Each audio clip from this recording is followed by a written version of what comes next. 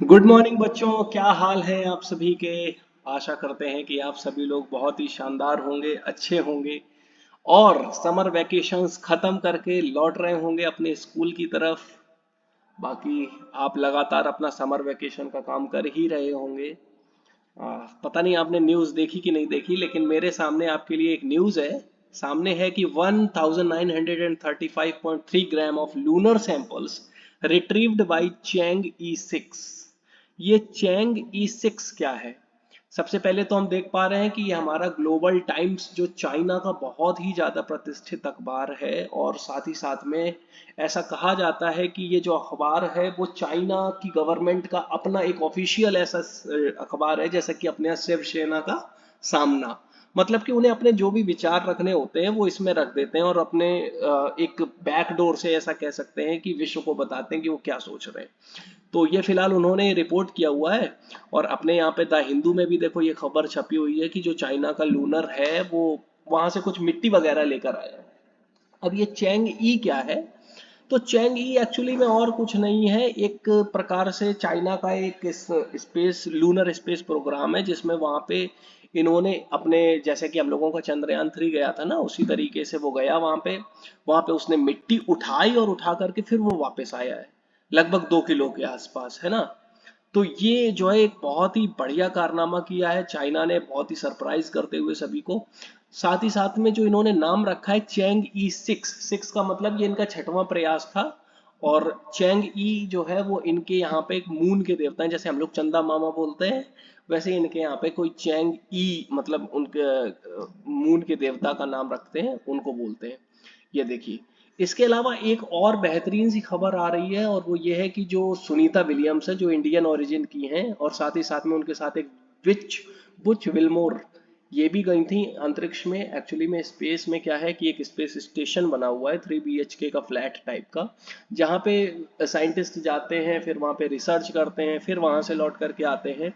तो ये सारा का सारा जो है प्रोसेस इन्होंने किया वहाँ पे जा करके। तो वहां पे जाकर के ये फंस गई हैं। एक्चुअली में क्या हुआ है कि इनको लौटना था शायद 13 जून को, लेकिन कुछ जो इनका स्पेस क्राफ्ट है, शायद वहां से हीलियम गैस निकल रही है। हीलियम गैस आपने पढ़ा ही होगा, आप लोगों ने देखा होगा कि जो गुब्बारे उड़ते हुए जाते हैं उनमें हीलियम गैस भरी होती है ना। तो ये देखो, ये आपको दिख रहा होगा कि हीलियम लीक इशू जो है वो बहुत ज्यादा जबरदस्त आ गया है, और इसकी वजह से जो है अ, ये सारी की सारी इश्यूज दिख रहे हैं। तो फिलहाल ये आपको दिखाई दे रहा होगा। तो हीलियम की इशू की वजह से ये जो है नहीं लौट पा रही, लेकिन ऐसा कुछ है नहीं, वो लौट आएंगी। जब भी ज़रूरत होगी तो मैं इसके लिए एक अलग से वीडियो बना दूंगा, तब तक हम लोग बात करेंगे इसी बारे में, चैंग ई के बारे में। तो एक्चुअली में बात क्या है कि ये हमारे लिए इतना इम्पोर्टेंट क्यों है? अगर हम इस नज़रिए से देखें तो ये ग्रेविटेशन टॉपिक को रिलेट करता है, और जितने भी साइंस के स्टूडेंट हैं जो फिजिक्स पढ़ते हैं, उनको पता होगा कि जेई और नीट में इससे रिलेटेड क्वेश्चंस पूछे जाते हैं, लगभग 4% के आसपास का वेटेज होता है। और अगर हम एकेडमिक्स की भी बात करें तो सीबीएसई और आईसीएसई बोर्ड में भी बहुत अच्छे से क्वेश्चन पूछे जाते हैं। और साथ ही साथ में रिलेट करता है फिर इलेक्ट्रो से भी और मैग्नेटिक्स से भी। तो इस वजह से ये काफ़ी इंपॉर्टेंट हो जाता है हम सभी के लिए समझना। तो सबसे पहले मैं चाहता हूँ कि आपको ये चाइना का जो चैंग ई गया है इसकी शक्ल दिखा दूँ। ये देखो, आपको शक्ल दिखाई दे रही है इसकी। बिल्कुल ऐसा लग रहा है, बिल्कुल पता नहीं, मतलब जैसा चाइना के लोग कोरोना नहीं बनाते, आई एम सॉरी, लेकिन लगभग कुछ वैसा ही ऐसा लग रहा है कि ये कोई और एक वायरस बना दिया है। तो फिलहाल इनका जो स्पेस की जर्नी थी वो किस प्रकार की थी, और किस, ये देखिए, ये आपके सामने वीडियो चल रहा है, कुछ इसी तरीके से स्पेस में जो है सैटेलाइट मूव करता है जब वो एक ग्रह के दूसरी तरफ चक्कर लगाता है। और ये आइकॉनिक वो फोटो आपको दिख रही है रॉकेट की, ये आपको दिख रहा होगा, रॉकेट ऊपर जा रहा है और नीचे से देखो कितने थ्रस्ट के साथ ये गैसेस निकल रही हैं, जो एक्शन और रिएक्शन पेयर को एक साथ उपस्थित कर रही हैं। और साथ ही साथ में आपको पता ही होगा कि जो रॉकेट है वो मोमेंटम कंजर्वेशन के लॉ पे काम करता है, उसके प्रिंसिपल पे काम करता है। तो ये देखिए, इस तरीके से ये जो सैटेलाइट्स हैं वो किसी दूसरे हेवनली बॉडी के ऑर्बिट में स्टैब्लिश होते हैं। और ये आप वीडियो ध्यान से देखिए पहले।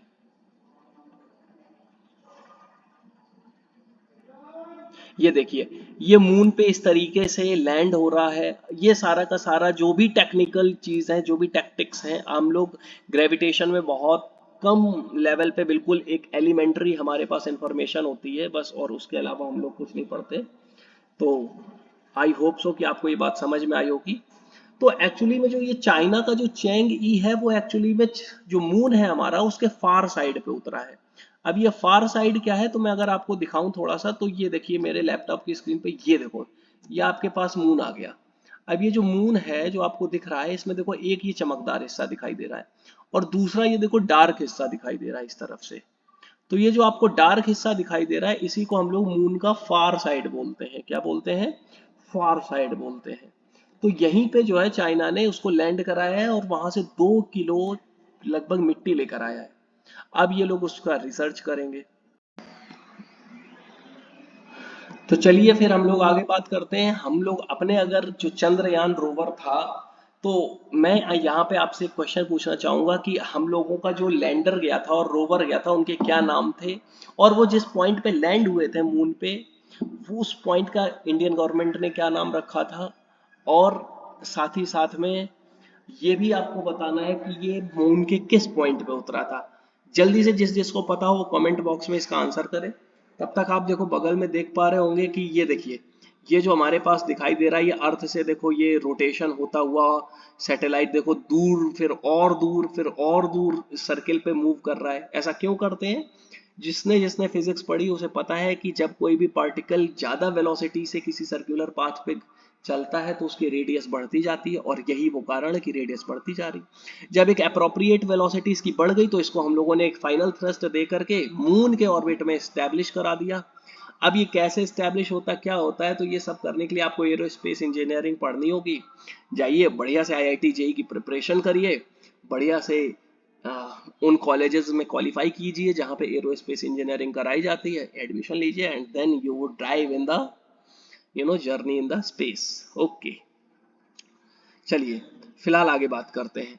आगे अगर हम बात करें, तो ये देखिए इस तरीके का कुछ चंद्रयान 3 के रोवर लैंडर्स वगैरह इस तरीके से भेजे थे इंडिया ने। ये पूरी की पूरी जानकारी आपको इसरो के वेबसाइट्स पे मिल जाएगी, और जिसका कि हम लोग बहुत ही ज़्यादा अच्छे से फॉलो करते हैं। और इसी के साथ में ये देखो हमारे पास रॉकेट है, रॉकेट के बारे में मैंने सारा कुछ एक्सप्लेन कर दिया है, तो इसकी कुछ ज़रूरत है नहीं। और बाकी का जो हम लोग पढ़ते हैं उसके कैलकुलेशन के लिए ये कुछ कैलकुलेटिव चीज़ें हैं जो हम लोग, जो इंटरमीडिएट वगैरह हम पढ़ते हैं, तो इतना ज़्यादा हम लोग नहीं पढ़ते हैं क्योंकि उसमें एलिमेंट्री होता है। लास्ट पॉइंट आता है कि हम लोग मून पे जाना क्यों चाहते हैं। एक्चुअली में क्या इंपॉर्टेंस है कि मून पे ही जाना है भाई।